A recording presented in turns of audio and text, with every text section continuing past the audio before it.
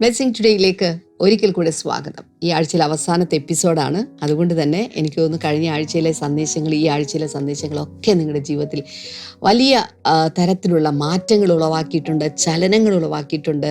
ചിലരുടെ ജീവിതത്തിൽ വലിയ അനുഗ്രഹങ്ങളിലേക്ക് അത് കൊണ്ടുവന്നിട്ടുണ്ട്. ചിലരുടെ ജീവിതത്തിൽ വലിയ ടെസ്റ്റ് മണിക്കുള്ള വക കർത്താവ് ഒരുക്കിയിട്ടുണ്ട് എന്നൊക്കെ എനിക്കറിയാം. കർത്താവ് അതിലൂടെ നിങ്ങളെ ഓരോരുത്തരും നടത്തുന്നതോർത്ത് വലിയ സന്തോഷമുണ്ട്. തുടർന്ന് ഇന്നത്തെ സ്പോൺസേഴ്സിന് വേണ്ടിയിട്ടാണ് നമ്മൾ പ്രാർത്ഥിക്കാൻ പോകുന്നത്. ഇന്നൊരു എലീറ്റ് സ്പോൺസറാണ്. വാഴക്കാലിൽ നിന്ന് സൂസി തരകനാണ് ഇന്നത്തെ സ്പോൺസർ. തൻ്റെ കുടുംബത്തിൽ ദൈവിക സമാധാനം ലഭിച്ചു. അതിൻ്റെ നന്ദി സൂചകമായിട്ടാണ് സമർപ്പിച്ചിരിക്കുന്നത്. അപ്പോൾ തന്നെ ജനുവരി 20 കൊച്ചുമകൻ ജോസഫിൻ്റെ 12ാമത്തെ ജന്മദിനമായിരുന്നു. ബിലൈറ്റ് ഹാപ്പി ബർത്ത്ഡേ ജോസഫ്. അതുപോലെ തന്നെ മാർച്ച് 31 വരാൻ പോകുന്നേയുള്ളൂ കൊച്ചുമകൾ മറിയത്തിൻ്റെ 14ാമത്തെ ജന്മദിനമാണ് വരാൻ പോകുന്ന. Advance happy birthday Mariam. കർത്താവ് ധാരാളമായിട്ട് അനുഗ്രഹിക്കട്ടെ. ഞങ്ങൾ ഒരുമിച്ച് പ്രാർത്ഥിക്കുന്നു. ഫെബ്രുവരി 22 നടക്കുന്ന +2 എക്സാമിൽ, എൻട്രൻസ് എക്സാമിലും മൂത്ത കൊച്ചുമകൾ നികിതയ്ക്ക് ഉയർന്ന മാർക്ക് ലഭിക്കുവാൻ ഞങ്ങൾ പ്രാർത്ഥിക്കുന്നു. നികിതയ്ക്ക് മെഡിക്കൽ കോളേജിൽ അഡ്മിഷൻ ലഭിക്കുവാൻ ഞങ്ങൾ പ്രാർത്ഥിക്കുന്നു. കർത്താവെ, സ്വർഗീയമായ വഴികൾ, വാതിലുകൾ ഈ വിഷയത്തിൽ തുറക്കപ്പെടട്ടെ. അടുത്തൊരു കോ സ്പോൺസറാണ് വലിയ തുറയിൽ നിന്ന് കെനഡി സുനിയാണ്. Thank you brother.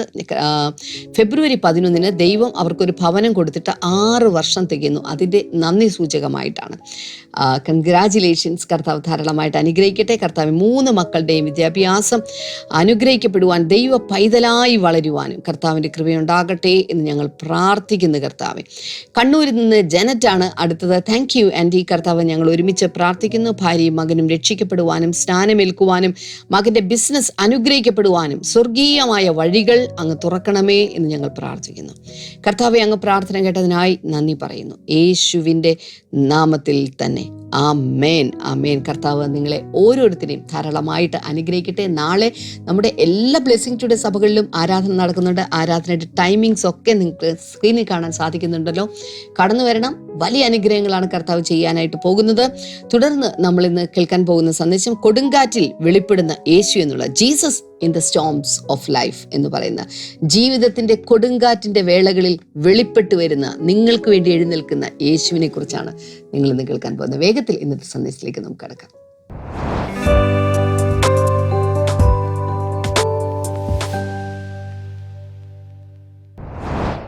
Welcome back. നിങ്ങളൊക്കെ കാണുന്നതിൽ സന്തോഷം. എൻ്റെ ജീവിതത്തിലെ സന്തോഷം എന്ന് പറയുന്നത് കർത്താവിനെ ജനങ്ങൾക്ക് കൊടുക്കുക, വചനം ശുശ്രൂഷിക്കുക, പ്രാർത്ഥിക്കുക ജനങ്ങൾക്ക് വേണ്ടി. That's my passion. അതുകൊണ്ടാണ് ദിവസവും പുതിയ പുതിയ സന്ദേശങ്ങളുമായി നിങ്ങളുടെ അടുക്കിലേക്ക്, നിങ്ങളുടെ വീട്ടിലേക്ക്, നിങ്ങളുടെ രാജ്യത്തേക്ക് ഞാൻ വരുന്നത്. നിങ്ങൾ എവിടെ നിന്നാണ് ഇത് വാച്ച് ചെയ്യുന്നത്, നിങ്ങളുടെ പേരും എവിടെ നിന്നാണ് വാച്ച് ചെയ്യുന്നത് എന്നുള്ളതൊന്ന് ചാറ്റിലൊന്ന് ഇടാമോ, ലൈവ് ചാറ്റിലിടാമോ? ഒന്ന് കാണട്ടെ. ഏത് രാജ്യത്ത് നിന്ന്, അല്ലെങ്കിൽ ഇന്ത്യയിലെ ഏത് സംസ്ഥാനത്ത് നിന്ന്, പേരെന്താണ്, വിവരങ്ങൾ എന്താണ്, വിശേഷങ്ങൾ എന്താണ്, ഒന്ന് ലൈവ് ചാറ്റിലിടാമോ? ഓക്കെ. കഴിഞ്ഞ ദിവസങ്ങളിലൊക്കെ ചില വചനങ്ങൾ ഞാൻ തന്നു.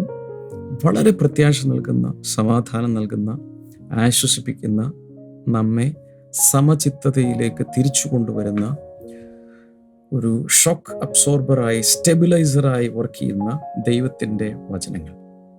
ദൈവവചനം ജീവനുള്ളതാണ്, ചൈതന്യമുള്ളതാണ്. ദൈവവചനത്തിന് നമ്മുടെ അകത്തേക്ക് ജീവനെയും ആത്മാവിനെയും സമാധാനത്തെയും ആവശ്യമുള്ളതിനൊക്കെയും തരാൻ കഴിയും. കഴിഞ്ഞ ദിവസം ഞാൻ പറഞ്ഞൊരു കാര്യമാണ്, പ്രശ്നങ്ങൾ അവിടെ തന്നെ ഇരുന്നാലും സമാധാനത്തിൽ ഹൃദയം നിറഞ്ഞിട്ട് കിടന്നുറങ്ങാൻ പറ്റും. അപ്പോസ്തല പ്രവൃത്തികൾ 12-ാം അധ്യായത്തിൽ നമ്മൾ രസകരമായൊരു സംഭവം കാണുന്നുണ്ട്. തുടക്കത്തിൽ യാക്കോബിനെ അവർ വാളുകൊണ്ട് കൊന്നു, പത്രോസിനെ പിടിച്ച് ജയിലിലിട്ടു. അവിടെ പത്രോസ് ജയിലിനകത്ത് ഒരു അപ്പസ്തോലനെ, പ്രമുഖ അപ്പസ്തോലനെ എന്ന് വെച്ചാൽ പത്രോസ്, യാക്കോബ്, യോഹന്നാൻ, യേശുവിൻ്റെ ഇന്നർ സർക്കിളിൽപ്പെട്ട 3 പേർ. പത്രോസ്, യാക്കോബ്, യോഹന്നാൻ. പത്രോസ്, യാക്കോബ്, യോഹന്നാൻ. അതിൽ യാക്കോബിനെ, യോഹന്നാന്റെ സഹോദരനായ യാക്കോബിനെ കൊന്നു. ബാക്കി നോട്ട ആരുടെ മേലായിരിക്കും? പത്രോസിൻ്റെയും പിന്നെ യോഹന്നാൻ, ഇവരെയും കൂടി തട്ടിയാൽ ഇന്നർ സർക്കിൾ തീർന്നു. പത്രോസിന് ഏകദേശം ഉറപ്പാണ്. എന്തുറപ്പാണ്? അന്ന് രാത്രി അല്ലെങ്കിൽ പിറ്റേ ദിവസം തട്ടും. അതിനുള്ള എല്ലാ സെറ്റിങ്സും ഉണ്ട്. യാക്കോബ് എൻ്റെ ജീവൻ എടുത്തു, ഇനിയിപ്പോൾ തൻ്റേതാണ്. പക്ഷെ അന്ന് രാത്രി അവിടെ നമ്മൾ വായിക്കുന്നത്, അപ്പോസ്തലപ്രവൃത്തികൾ 12 നോട്ട് ചെയ്ത് വെക്കണേ, ആദ്യം തുടങ്ങിയിട്ട് വായിച്ചു വരുമ്പോൾ അവിടെ പറയുന്നത്, പത്രോസ് പടയാളികളുടെ മധ്യത്തിൽ കിടന്ന് ഉറങ്ങുകയായി. നമ്മളാണെങ്കിൽ ഉറങ്ങും. ഉറക്കത്തിൽ തല പോയാലോ? ഈ നിൽക്കുന്നവരും വെറുതെ നിൽക്കുമല്ലോ, വാളൊക്കെ പിടിച്ചോണ്ടല്ലേ നിൽക്കുന്നത്. ഇങ്ങനെ ഒന്ന് അരിഞ്ഞാൽ പോരെ?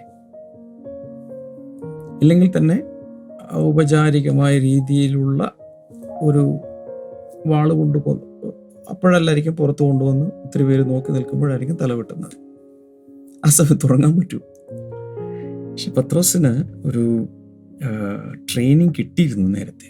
അത് എന്താണെന്ന് ചോദിച്ചാൽ, യേശു ഭയങ്കര കൊടുങ്കാറ്റിൻ്റെ നടുവിൽ ഇപ്പോൾ മുങ്ങിച്ചാകും, ഇവരൊക്കെ കൂടി ഇപ്പോൾ മുങ്ങിച്ചാകും നാഥ, നിനക്ക് വിചാരമില്ലേ, ഞങ്ങൾ രക്ഷിക്കില്ലേ എന്നൊക്കെ പറഞ്ഞ് അലറിക്കൂവി കരഞ്ഞ സമയത്ത്, കടലിൻ്റെ നടുവിൽ അലറിക്കൂവി കരഞ്ഞ ഭാര്യ കേൾക്കുമോ?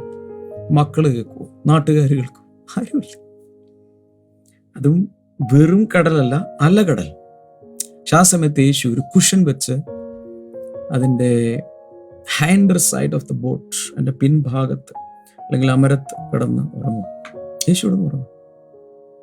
ഞാൻ കഴിഞ്ഞ ദിവസം പറഞ്ഞു, ഒരു പ്രസിദ്ധനായ ഒരു ദൈവദാസൻ ഒരു ഫ്ലൈറ്റിൽ യാത്ര ചെയ്യുന്ന സമയത്ത് അതിൻ്റെ ഇന്ധനം തീർന്നു പോയി. കപ്പിത്താൻ പാനിക് ചെയ്തു, അനൗൺസ്മെൻ്റ് ഉണ്ടായി, എവിടെയെങ്കിലും അടിയന്തരമായി ഇറക്കേണ്ടിയിരിക്കുന്നു, അതിനുള്ളിലെങ്ങാൽ ഇന്ധനം തീർന്നാൽ ഒരു ആപ്പിൾ വീഴുന്നത് പോലെ ഈ സാധനം താഴെ വീഴും, ചിലപ്പോൾ കത്തിപ്പോവും, ഒരാൾ പോലും രക്ഷപ്പെടില്ല. അപ്പം ആ സമയത്ത് ഈ ദൈവദാസൻ ഒരു സീറ്റിൽ കിടന്ന് ഇങ്ങനെ ഉറങ്ങും. അടുത്തിരിക്കുന്ന അറിയാവുന്ന പലർക്കും, അത്രയ്ക്ക് ഫേമസ് ആയിട്ടുള്ളൊരു ദൈവദാസൻ അദ്ദേഹത്തെ പുള്ളിക്ക് എഴുന്നേൽപ്പിച്ചു. പറഞ്ഞു, ഫ്യൂല് തീർന്നുപോയി, എപ്പോൾ വേണേലും ഇത് ഇടിച്ചിറങ്ങുകയോ താഴെ വീഴുകയോ എന്തും സംഭവിക്കാം.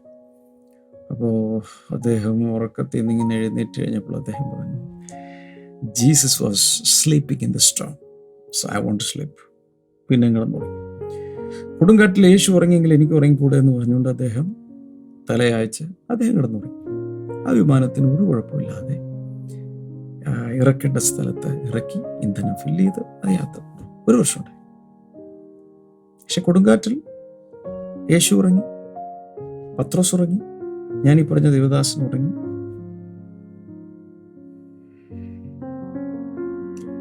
മുപ്പത്തിനാലാം സങ്കീർത്തനത്തിന്റെ 19-ാമത്തെ വചനം കഴിഞ്ഞ ഏതൊരു ദിവസം ഞാൻ പറഞ്ഞിരുന്നു.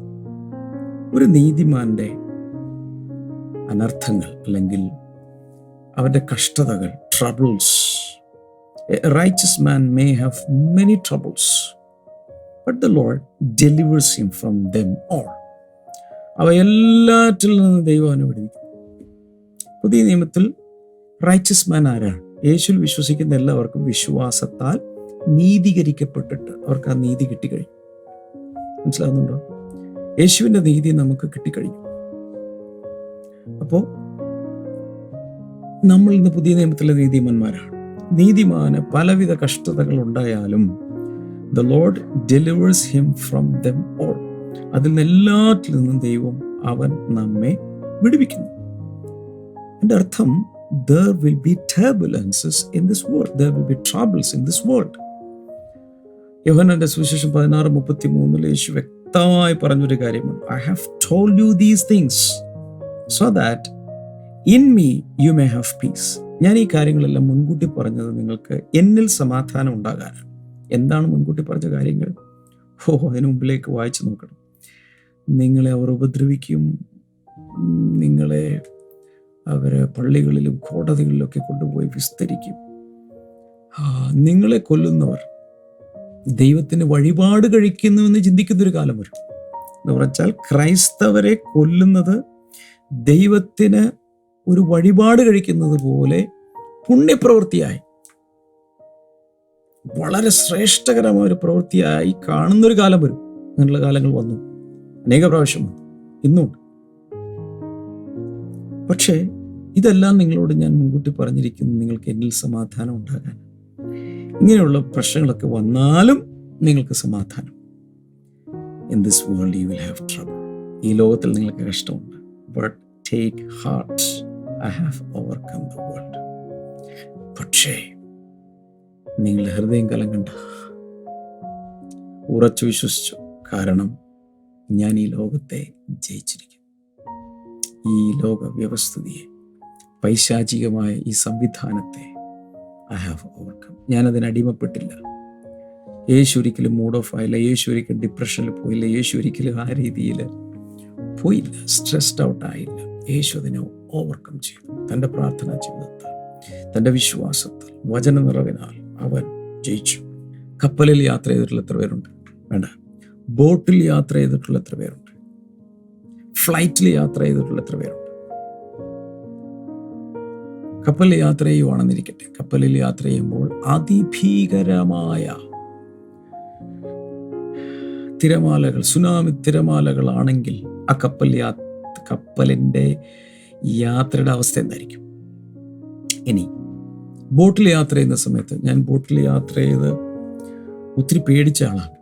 കാരണം ഞാൻ ഒരു പ്രാവശ്യം പറഞ്ഞിട്ടുണ്ട്, ഞങ്ങളുടെ ഒരു പാരിഷ് പ്രീസ്റ്റിനെ ഇടവകയിൽ നിന്നും പുതിയ ഇടവകയിൽ ഒരു പള്ളിയിലേക്ക് അദ്ദേഹത്തെ കൊണ്ടുപോകാൻ ബോട്ടിൽ, ഇവിടെയുള്ള പാരിഷിലുള്ള ഇടവകാംഗങ്ങളെല്ലാം കൂടെ ബോട്ടിൽ യാത്ര ചെയ്തു. ഈ ബോട്ടിനകത്ത് കുറേ പേര് മദ്യപിച്ച് ഗുണ്ടകളൊക്കെ ഉണ്ടായിരുന്നു. അവർ തമ്മിൽ തല്ലും. അങ്ങനെ ബോട്ടിയിൽ ഒരു സ്ഥലത്ത് അടുപ്പിച്ച് അവിടെ സ്റ്റണ്ട് കണക്കെയാണ്. അങ്ങോട്ടും ഇങ്ങോട്ടും ഇടിച്ച് ചോരയിൽ കുളിച്ച് ആളുകൾ നിൽക്കുകയാണ്. ഇത് കാണാൻ വേണ്ടി ഇടവക ജനങ്ങളെല്ലാം കൂടെ ഒരു സൈഡിലേക്ക് തിരിഞ്ഞപ്പോൾ ബോട്ട് അങ്ങ് മറിയാറായി. ഓ മൈ ഗോഡ്, അന്ന് ഞാൻ വളരെ ചെറുതാണ്, പേടിച്ചു, ഭയന്നുപോയി. അതുപോലെ ബോട്ടിലേക്ക് പല പ്രാവശ്യം വഞ്ചിയിലും വള്ളത്തിലൊക്കെ യാത്ര ചെയ്യുമ്പോൾ ഭയങ്കരമായ തിരമാലകൾ വരുമ്പോൾ ഇങ്ങനെ ടോസ് ചെയ്യപ്പെടും. ആ സമയത്ത് പേടിച്ചു പോകും. ഇനി ഫ്ലൈറ്റിൽ യാത്ര ചെയ്തിട്ടുള്ളവർക്കറിയാം, ചില സമയത്ത് പൈലറ്റ് തന്നെ അനൗൺസ് ചെയ്യും, ഒരു ടർബുലൻസ് വരുന്നു, എല്ലാവരും സീറ്റ് ബെൽറ്റ് ഇട്ടു, ആരും വാഷ്റൂമിൽ പോകരുത്, എല്ലാവരും അവരവരുടെ സീറ്റുകളിൽ ഇരിക്കുക, ടർബുലൻസിലൂടെ പോകുമ്പോൾ. അപ്പോൾ ഇങ്ങനെ ഈ ഫ്ലൈറ്റ് ഇങ്ങനെ ഉലയാൻ തുടങ്ങും. ഞങ്ങൾ ഇന്നും ഓർക്കുന്നു, ഒരു സമയത്ത് ഞങ്ങൾ കുറേ പാസഞ്ചേഴ്സ് ഉണ്ട്, എല്ലാവരും കൂടെ ഒരു ഇന്ത്യയിൽ തന്നെ ഒരു പ്രത്യേക പട്ടണത്തിലേക്ക് പോകുന്ന സമയത്ത് ചെറിയ ഈ ATR ഫ്ലൈറ്റാണ്, ചെറുത്. അതിൽ യാത്ര ചെയ്യുന്ന സമയത്ത് ഈ ഫ്ലൈറ്റ് അങ്ങ് വിൻഡ് പിടിച്ചിട്ട് ഭയങ്കരമായി കൺട്രോളിൽ നിന്ന് പോയതുപോലെ ഒരല്പം ഇങ്ങനെ പോയി ഇപ്പുറത്തൊരു മൗണ്ടനാണ്, കാരണം ലാൻഡ് ചെയ്യാൻ പോവുക. മൗണ്ടനുകളുടെ ഇടയിലൂടെ ഒരു എയർ സ്ട്രിപ്പിലൂടെ പോയിട്ട് വേണം അവിടെ ലാൻഡ് ചെയ്യാൻ. ഏതൊരു പ്രൈവറ്റ് എയർപോർട്ട് പോലെ എന്തോ. അപ്പം അന്ന് അതിഭയങ്കരമായ ഉലച്ചിലായിരുന്നു. ഇതുപോലെ പലപ്പോഴും ഉണ്ടായിട്ട് ഉലച്ചിലുകളുണ്ട്, ടർബുലൻസ്. ശാന്തമായി കിടക്കുന്ന ഒരു കടലിലൂടെ കപ്പൽ ഓടിക്കാൻ എളുപ്പമാണ്, ബോട്ട് ഓടിക്കാൻ എളുപ്പമാണ്. എന്നാൽ അത് ട്രബിൾസമായാൽ, ഭയങ്കരമായ തിരമാലകൾ ഉണ്ടെങ്കിൽ ബുദ്ധിമുട്ടാണ്. കപ്പിത്താന് ബുദ്ധിമുട്ടാണ്, ഉള്ളവർക്കെല്ലാം ബുദ്ധിമുട്ട്. അപ്പോസ്തലപ്രവൃത്തി 27-28 അധ്യായങ്ങളിൽ അന്ന് ഈ ഭൂമിയിൽ ജീവിച്ചിരിക്കുന്നവരിൽ ഏറ്റവും അതിശ്രേഷ്ഠ അപ്പോസ്തലനും അഭിഷിക്തനുമായ പൗലോസ് കയറിയ കപ്പൽ തകർന്നു, വെള്ളത്തിൽ കിടന്നു, വെള്ളത്തിൽ പലകയിലൊക്കെ പിടിച്ചു കിടന്നു. എളുപ്പമല്ല. അതിഭയങ്കരമായ പ്രശ്നങ്ങളിലൂടെ പോകാം. യേശു ഇങ്ങനെയുള്ള സന്ദർഭങ്ങളിലൊക്കെ എന്താ ചെയ്തത്? ഒന്ന്, ഞാൻ നേരത്തെ പറഞ്ഞ പോലെ കിടന്നുറങ്ങി. ക്ഷീണമുണ്ട്. അന്നത്തെ ശുശ്രൂഷ എല്ലാം കഴിഞ്ഞ് വളരെ ക്ഷീണിച്ചിരിക്കുകയാണ്. യേശു കിടന്നുറങ്ങി. അപ്പൊ യേശുവിനെ എഴുന്നേൽപ്പിച്ചു. അവര് ശരിക്കും മൂലഭാഷയിൽ എഴുതിയിരിക്കുന്നത് നോക്കിയാൽ ഭയങ്കരമായി കുലുക്കിയിട്ട് യേശുവിനെ പിടിച്ച് കുലുക്കി എഴുന്നേൽപ്പിച്ചു എന്നൊരു ധ്വനിയിലാണ് അവിടെ എഴുതിയിരിക്കുന്നത്. സാധാരണ ജീസസ് പ്ലീസ് വേക്ക് അപ്പ്, പതുക്കെ മാന്യമായി പതുക്കെ തട്ടി. നോ, ശരീരട്ട് ഒലച്ച് എഴുന്നേൽക്ക്, നാഥാ ഞങ്ങൾ നശിച്ചു പോകുന്നു. യേശു എഴുന്നേറ്റ ഉടനെ തന്നെ, കാറ്റും തല, ഇനി എന്ത് ചെയ്യും പിതാവേ? ഞാൻ വെള്ളത്തിൽ ചാടണം, ഞങ്ങളെല്ലാം നശിച്ചല്ലോ, ഞാൻ ജനങ്ങൾക്ക് വേണ്ടി ജീവൻ കൊടുക്കാനല്ലോ വന്നു, പക്ഷെ അവിടെ വരെ എത്തുന്ന ഈ കടലിൽ ഞാൻ ചത്തുപോകും. അങ്ങനെ വല്ല യേശു പ്രതികരിച്ചു? ഒന്നുമില്ല. ശാന്തമായി എഴുന്നേറ്റ് നിന്ന് യേശു ആ കാറ്റിനെയും കടലിനെയും ശാസിച്ചു. ശരിക്കും അവിടെ എഴുതിയിരിക്കുന്നതനുസരിച്ച് കാറ്റിനെ ശാസിച്ചു, കടലിനെ അമർച്ച ചെയ്തു. കാറ്റിനെ ശാസിച്ചു, കടലിനെ അമർച്ച ചെയ്തു. കാറ്റിനെയാണ് റെബ്യൂക്ക് ചെയ്തത്, കടലിനെ അമർച്ച ചെയ്തു. ആ ഭാഗം നോക്കട്ടെ, ആ ഭാഗം കൂടി ഒന്ന് വായിക്കാം. മർക്കോസിന്റെ സുവിശേഷം 4:35 മുതൽ വായിക്കുമ്പോൾ, ദാറ്റ് ഡേ, മലയാളം സ്ക്രീനിൽ നോക്കണേ. That day when evening came he said to his disciple, let's go over to the other side. അന്ന് വൈകിട്ട് നമുക്ക് അക്കരയ്ക്ക് പോകാമെന്ന് പറയുന്നു. Leaving the crowd behind, they took him along just as he was in the boat. അപ്പോൾ അവിടെ ജനങ്ങളൊക്കെ അവിടെ വിട്ടേച്ച് വഞ്ചിയിൽ കയറി ഇവർ യാത്ര തിരിച്ചു. There was also other boats with him. ആ ബോട്ട് മാത്രമല്ല, വേറെയും ബോട്ടുകളുണ്ടായിരുന്നു. A furious squall came up and the waves broke over the boat so that it was nearly swamped. ആ സമയത്താണ് ഭയങ്കരമായൊരു കാറ്റടിച്ചു. സത്യമാണ്, ഫ്യൂരിയസ് സ്ക്വാൾ. ഫ്യൂരിയസ് എന്ന് പറഞ്ഞാൽ ആംഗ്രി എന്നല്ലേ അർത്ഥം. ഭയങ്കര ദേഷ്യം പിടിച്ച് ഒരു കാറ്റിന്. അപ്പോൾ കാറ്റിന് കോപമുണ്ട്. കാറ്റൊരു വ്യക്തിയാണ്. കാറ്റിന് ഫീലിങ്സ് ഉണ്ട്, ഇമോഷൻ ഉണ്ടോ? ചിന്തിക്കണം. A furious squall came up and the waves broke over the boat. എന്നിട്ട് തിരമാലകൾ ബോട്ടിന്റെ അകത്തേക്ക് അടിക്കുക. So that it was nearly swamped. ഏകദേശം മുങ്ങിയില്ല അവസ്ഥയിലിരിക്കുക. കാരണം വെള്ളം അകത്ത് കയറി. Jesus was in the stern sleeping on a cushion. യേശു അവിടെ ഒരു കുഷൻ്റെ മേൽ തലവെച്ച് കിടന്നുറങ്ങുകയാണ്. അപ്പോൾ എനിക്ക് മനസ്സിലായ ഒരു കാര്യം, ഈ വെള്ളം ഭയങ്കരമായി ഇങ്ങനെ വീഴുമ്പോൾ യേശുവിൻ്റെ മേൽ അത് വീട്ടിൽ യേശുവിൻ്റെ മേൽ മാത്രം വീണില്ല എന്ന് എഴുതിയിട്ടില്ല. യേശുവിൻ്റെ മേലും വെള്ളം വീണ് എൻ്റെ ഒരു ചിന്താഗതി അനുസരിച്ച് ഒരുപക്ഷെ ഉയർന്നൊരു ഭാഗത്തായിരിക്കും, ഇങ്ങനെ അറ്റത്തെ പൊങ്ങിയിരിക്കുന്ന ഭാഗത്തായിരിക്കും തലയണ വെച്ചിരിക്കുന്നത്. പക്ഷെ തൻ്റെ കാലും ശരീരവും ഇങ്ങനെ താഴെ കിടക്കുമ്പോൾ ഒരുപക്ഷെ തൻ്റെ അരവരെ തോള് വരെ വെള്ളത്തിൽ മുങ്ങിക്കാണും. എന്നിട്ടും യേശു എഴുന്നേറ്റിട്ടില്ല. ക്ഷീണം. അതിൽ രണ്ട് കാര്യങ്ങളുണ്ട്. ഒന്ന്, യേശു ഈ ഭൂമിയിലായിരിക്കുമ്പോൾ പച്ച മനുഷ്യനായിരുന്നു. അത് നമ്മൾ സമ്മതിക്കും. അതുകൊണ്ടാണ് യേശുവിന് ക്ഷീണവും അതുപോലെ മനുഷ്യർ കടന്നു പോകുന്ന ശാരീരികമായ limitations യേശുവിനുണ്ടായിരുന്നു. The disciples walked him and said to him, "Teacher, don't you care if you drown?"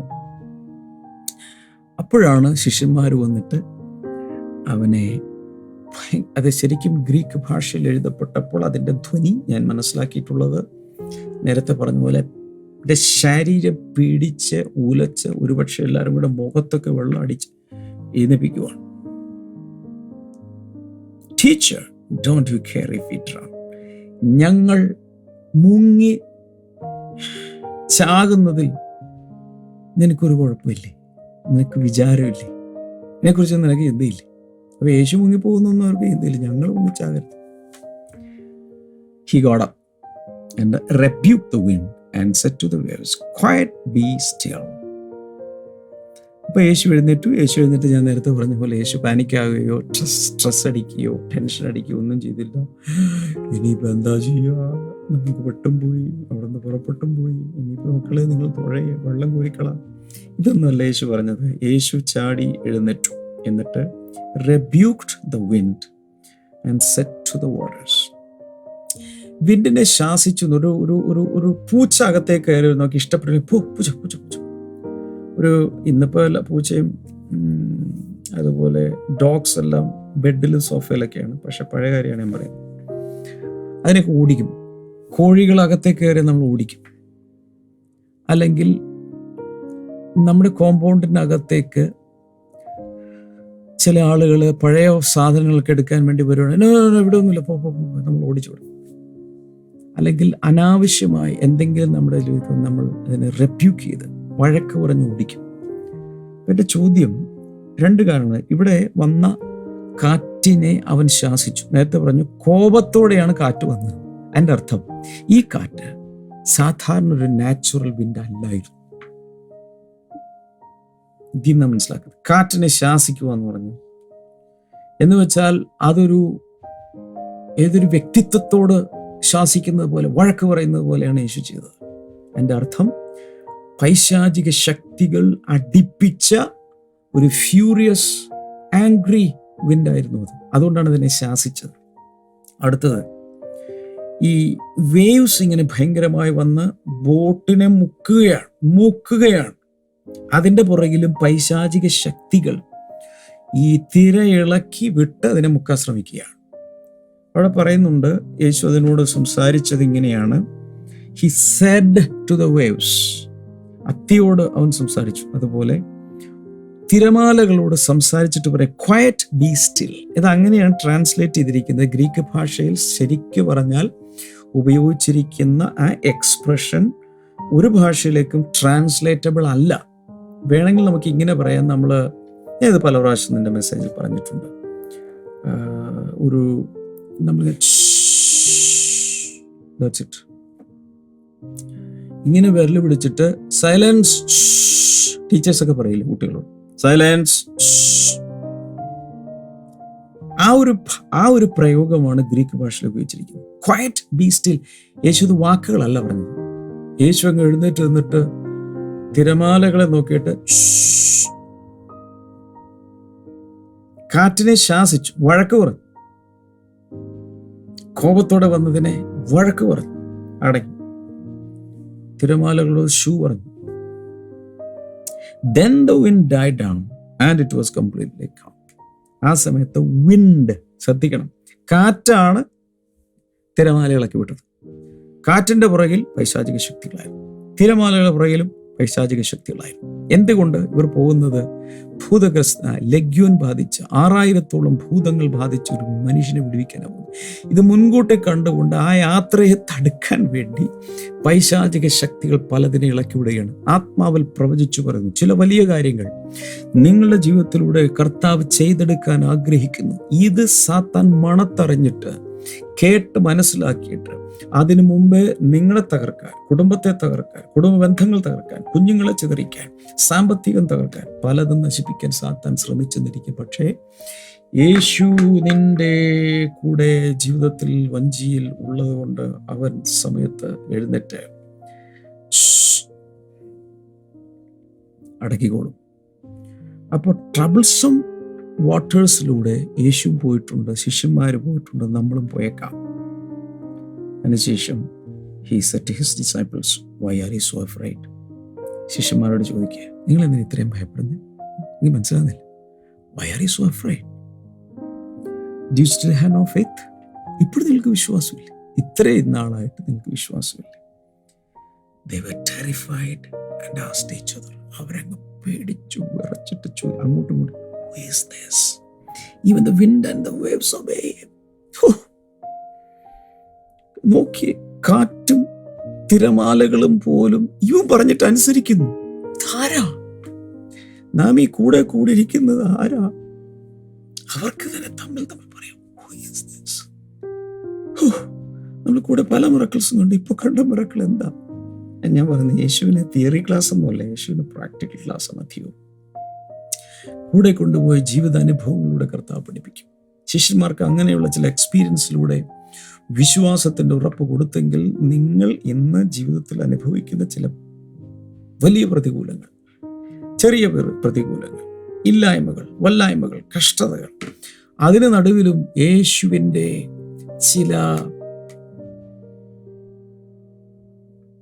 ചില പാഠ്യപദ്ധതികൾ അതിനകത്ത് യേശുവിൻ്റെ സിലബസിൽ ഉള്ളതാണെന്നേ.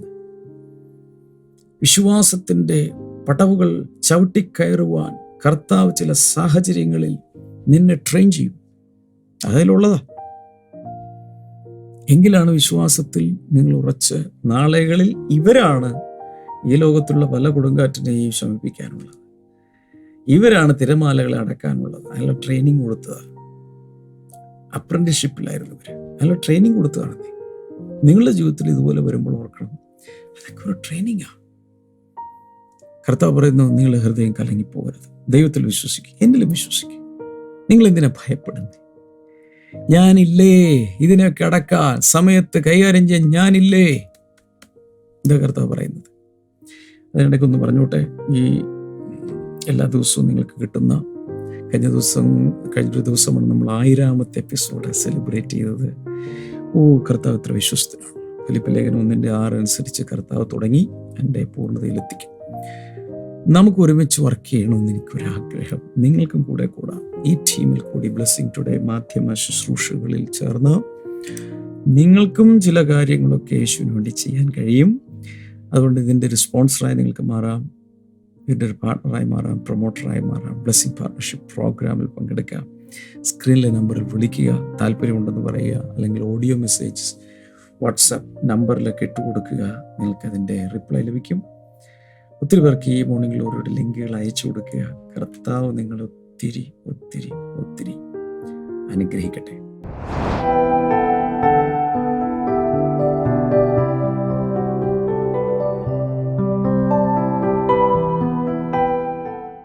ഈ സഹോദരിയുടെ പേര് മഞ്ജു എന്നാണ്. പൂഴനാട് നിന്നാണ് സിസ്റ്റർ വരുന്നത്. മോളും റോഷൻ എന്നാണ് ഈ മോൻ്റെ പേര്. ഈ മോൻ്റെ ഒരു സാക്ഷ്യമാണ് ഇവിടെ പറയുന്നത്. ഫെബ്രുവരി മാസം ഇവിടെ നടന്ന സെക്കൻഡ് സാറ്റർഡേ നടന്ന ബ്ലെസ്സിംഗ് ഫെസ്റ്റിനകത്ത് ഈ കുടുംബം വന്നിരുന്നു, പ്രാർത്ഥനയ്ക്ക് വന്നിരുന്നു. അന്ന് ഈ സഹോദരി ഈ കുഞ്ഞിനെ കിട്ടിയ സാക്ഷ്യം ഇവിടെ പറഞ്ഞിരുന്നു. എനിക്ക് ഓർമ്മയുണ്ട് ഈ കുഞ്ഞിനെ കിട്ടിയ സാക്ഷ്യം. ആ കുഞ്ഞിനെ കിട്ടിയ സാക്ഷ്യം ഇച്ചിരി കോംപ്ലിക്കേഷൻ ആയിരുന്നു. പക്ഷേ ദൈവം അത്ഭുതകരമായി ആ ഡെലിവറി സമയത്തൊക്കെ കർത്താവ് സൂക്ഷിച്ച സാക്ഷ്യം പറഞ്ഞു. ആ സമയത്ത് ഈ സഹോദരി, ഈ മോൻ അന്ന് ഹോസ്പിറ്റലിൽ കിടക്കുക. ഈ മോനൊന്ന് ഹോസ്പിറ്റലിൽ കിടക്കുക. അവിടെ നിന്നാണ് ചെറിയ ഓർമ്മയുണ്ട്, മോൻ ഇവിടെ ഹോസ്പിറ്റലാണ് കിടക്കുന്നത്. എല്ലാവരും കൂടി പ്രാർത്ഥിച്ചായിരുന്നു. പ്രാർത്ഥിച്ചത്. ഈ മോനെന്ന് പറഞ്ഞു കഴിഞ്ഞാൽ പെട്ടെന്ന് കയ്യിൽ ഇങ്ങനെ കുരുക്കൾ പോലെയൊക്കെ വന്നു കയ്യിൽ. അതിനുശേഷം ശരീരം വല്ലാതെ നീര് വയ്ക്കാൻ തുടങ്ങി, പനിയായി, ഒത്തിരി ബുദ്ധിമുട്ടുകളായി മോന്. പെട്ടെന്ന് തന്നെ പല ഹോസ്പിറ്റലിൽ, ആദ്യം തൊട്ടടുത്തുള്ള ഹോസ്പിറ്റലിൽ കൊണ്ടുപോയി. അതിനുശേഷം പനി കുറയുന്നില്ല, എന്ത് മരുന്ന് കഴിച്ചിട്ടും ശരീരം ഇങ്ങനെ വീർത്തു വരുന്നു, എല്ല് പൊടിയുന്നു. അങ്ങനെ ഒത്തിരി പ്രയാസത്തിലൂടെ മോൻ ഒത്തിരി ദിവസങ്ങൾ കടന്നുപോയി. അതിനുശേഷം വിദഗ്ധ പരിശോധനയ്ക്ക് വേണ്ടിയിട്ട് SUTയിലേക്ക്, അവിടെയുള്ള ഒരു പ്രശസ്തമായ ഹോസ്പിറ്റലിലേക്ക് കൊണ്ടുപോയി. അവിടെ ചെക്ക് ചെയ്തപ്പോഴാണ് മനസ്സിലായത് ഈ മോൻ്റെ 2 കിഡ്നിയും ഫെയിലായിരിക്കുകയാണ്. 2 കിഡ്നി ഇത്രയും ചെറിയ പ്രായത്തിൽ ഓർക്കണം, 2 കിഡ്നികളും വർക്ക് ചെയ്യാതിരുന്നു, ഫെയിലായി. ഇനി ഡയാലിസ് ചെയ്യണമെന്നാണ് ഡോക്ടർ പറഞ്ഞിരിക്കുന്നത്. അങ്ങനെ ഈ കുടുംബം വല്ലാതെ ഭാരപ്പെട്ടു, വല്ലാതെ വിഷമിച്ചു. ഇവർ അവിടെ ഒരു വിശ്വാസമില്ലാണ്ട് പല പ്രശസ്തമായ ഹോസ്പിറ്റലുകൾ ഇവർ കൊണ്ടുപോയി. അവസാനം അവർ ചികിത്സയ്ക്ക് വേണ്ടി ഡൽഹി കൊണ്ടുപോയി. അവിടെ നിന്നും ചികിത്സിച്ചിട്ട് ഭേദമായില്ല. അവിടെ നിന്നും ശരീരം വീർക്കുന്നു. അതിനുശേഷം റിപ്പോർട്ട് അയച്ചു, പോയതല്ല, റിപ്പോർട്ട് അങ്ങോട്ട് അയച്ചു. അവിടെയും പറഞ്ഞത് ഡയാലിസിസ് റിപ്പോർട്ട് അയച്ചപ്പോൾ പറഞ്ഞ് കിഡ്നി 2 പ്രവർത്തിക്കൂല എന്ന് പറഞ്ഞു. അപ്പം ഞാൻ മോനെ SAT ഹോസ്പിറ്റലിൽ കൊണ്ട് അഡ്മിറ്റ് ആക്കി. അപ്പോൾ പൂഴനാട് ഹോസ്പിറ്റലിൽ നിന്നാണ് കണ്ടുപിടിച്ച മോന് കിഡ്നിക്ക് രോഗമാണെന്ന്. അപ്പോൾ അതുവരെ പ്രൈവറ്റിലാണ് പൊയ്ക്കൊണ്ടിരുന്നത്. അങ്ങനെ SAT ഹോസ്പിറ്റൽ വന്നപ്പോൾ ഞങ്ങൾക്ക് കയ്യിൽ വലിയതായിട്ട് ക്യാഷ് ഒന്നും ഇല്ലായിരുന്നു. ഞങ്ങൾ കഴക്കൂട്ടത്തിൽ ഒരാളെ ക്യാഷ് മേടിക്കാൻ പോയിട്ട് വന്നപ്പോൾ ബാക്കി കഥ ഒന്ന് ബ്രദർ ഒന്ന് പറഞ്ഞോട്ടെ. അങ്ങനെ ഹോസ്പിറ്റലിൽ കിടക്കുമായിരുന്നു. മോനോട് അവിടെ ഡയാലിസിസ് വേണമെന്ന് ഡോക്ടേഴ്സ് നിർബന്ധമായിട്ട് ക്യാഷ് ഒന്നുമില്ല. പക്ഷെ ചെയ്തില്ലെങ്കിൽ അപ്പോൾ ഡോക്ടർ പറഞ്ഞു, ഇങ്ങനെ പറഞ്ഞു, പ്രതീക്ഷയൊന്നും വേണ്ട, ഇനി മോൻ ഇത്രയും 2 കിഡ്നി ഏകദേശം പോയിരിക്കുകയാണ്, പ്രതീക്ഷയൊന്നും വേണ്ട. ആ സമയത്ത് ഒരു 20 ഡയാലിസിസ് മോനെ 1 മാസം കൊണ്ട് ചെയ്തു. 20 ഡയാലിസിസ് ചെയ്തു. അങ്ങനെ ഹോസ്പിറ്റലിൽ കിടക്കുന്ന സമയത്ത് ഹസ്ബൻഡിനോട് പറഞ്ഞു, എൻ്റെ ജീവനുള്ള ദൈവം മോനെ സൗഖ്യമാക്കുമെന്ന് പറഞ്ഞു. വിശ്വാസത്തോടുകൂടി പറഞ്ഞു. എല്ലാവരും പറഞ്ഞു, ജീവനുള്ള ദൈവം കാര്യം നടത്തും. എല്ലാവരും പറഞ്ഞേ, അത് പറഞ്ഞെങ്കിൽ അത് കർത്താവ് നടത്തും. അങ്ങനെ വിശ്വാസത്തോടുകൂടി ഈ ചെറുകുഞ്ഞിനെ എടുത്തുകൊണ്ട് വന്ന് അമ്മയെ ഹോസ്പിറ്റലാക്കിയിട്ട് ഇവിടെ വന്ന് പ്രാർത്ഥിച്ചു. സാക്ഷ്യം പറഞ്ഞതിന് ശേഷം ബ്രദറിനോട് ഈ കാര്യം പറഞ്ഞു. എൻ്റെ മോനിപ്പോൾ കിഡ്നി ഫെയിലായിട്ട് ഇങ്ങനെ ഹോസ്പിറ്റലിൽ കിടക്കുക, ബ്രദർ ഒന്ന് പ്രാർത്ഥിക്കണമെന്ന് പറഞ്ഞു. അപ്പം തന്നെ ഇവിടെ വെച്ച് തന്നെ, ഈ സ്റ്റേജിൽ വെച്ച് തന്നെ ബ്രദർ മോന് വേണ്ടി പ്രാർത്ഥിച്ചു. ആ സമയത്ത് ഈ സഹോദരി ആ വിശ്വാസത്തോടു കൂടി തന്നെ മടങ്ങിപ്പോയി. വിശ്വാസം ഉണ്ടായിരുന്നു. അവിടെ ചെല്ലുമ്പോൾ ഒരു അത്ഭുതം ദൈവം ചെയ്യുന്നു. സഹോദരിക്ക് വിശ്വാസം ഉണ്ടായിരുന്നു. പോന്നപ്പോൾ കിടപ്പിലായി വളരെ ക്ഷീണിതനായി കിടന്നു മോൻ ചെന്ന് കഴിഞ്ഞപ്പോൾ എഴുന്നേറ്റിരുന്ന് ഭക്ഷണം കഴിക്കുന്നതാണ്. അതിനുശേഷം പിന്നെ ഡയാലിസിസ് ചെയ്തിട്ടില്ല. അതിനുശേഷം ചെയ്തിട്ടില്ല. പിന്നെ ടെസ്റ്റ് ചെയ്തപ്പോൾ കിഡ്നിക്ക് യാതൊരുവിധ കുഴപ്പവും ഇല്ലെന്നുള്ള റിസൾട്ടാണ് പിന്നെ വന്നത്. ഡയാലിസിസ് വേണ്ട. ആ മൊബൈൽ അത് ഉണ്ടെന്നാണ് സഹോദരി പറയുന്നത്. മൊബൈൽ ആ ടെസ്റ്റിന്റെ റിസൾട്ട് ഉണ്ടെന്നാണ് പറയുന്നത് മൊബൈലിൽ. ദൈവവേലയ്ക്ക് വേണ്ടിയിട്ട് മോനെ ബ്ലെസ്സിംഗ് അന്നേരം തന്നെ ബ്ലെസ്സിംഗ്. ഇപ്പൊ 1.5 മാസമായി യേശു എന്നൊരു ദൈവം ഉണ്ടെങ്കിൽ യേശുവിന് മതം പ്രശ്നമല്ല, ജാതി പ്രശ്നമല്ല, പുരുഷനാണോ സ്ത്രീയാണോ പ്രശ്നമല്ല, കുഞ്ഞാണോ പ്രായം, ഇതൊന്നും യേശുവിന് പ്രശ്നമല്ല. യേശുവിന്റെ അടുക്കൽ വരുന്ന എല്ലാവരെയും കർത്താവ് സ്വീകരിക്കും, തൊടും, സൗഖ്യമാക്കും.